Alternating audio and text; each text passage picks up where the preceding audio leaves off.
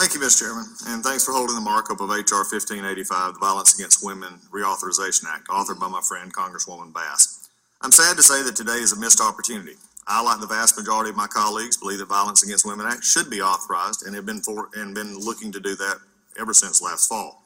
In fact, I supported a short-term extension of the Violence Against Women's Act through the end of the fiscal year to ensure the law remained authorized while we negotiated how best to improve it in a bicameral, bipartisan way.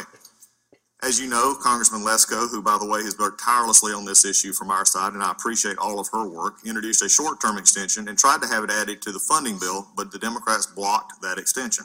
The Violence Against Women's Act funds critical programs that protect vulnerable women.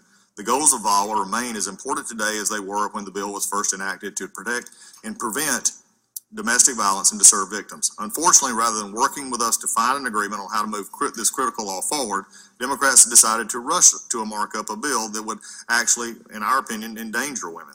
Even if this bill had a glide path in the Senate that wouldn't make sense. But Democrats can't even agree that because the Senate is engaged in its own set of negotiations. It is my sincere hope we can ultimately work together to reauthorize VAWA in a thoughtful, meaningful way that preserves the intent of the law. I cannot, however, support the legislation my colleagues have put forward. It politicizes and weaponizes a program and a law that for years was non-controversial and bipartisan. My goal is to reauthorize VAWA, and I remain ready to do that in the way that protects women and girls and assist law enforcement as they respond to domestic violence, prevent violence, and provide services to the vulnerable. We can find a path forward that doesn't sacrifice the safety of women and girls in this process. And with that, I yield back.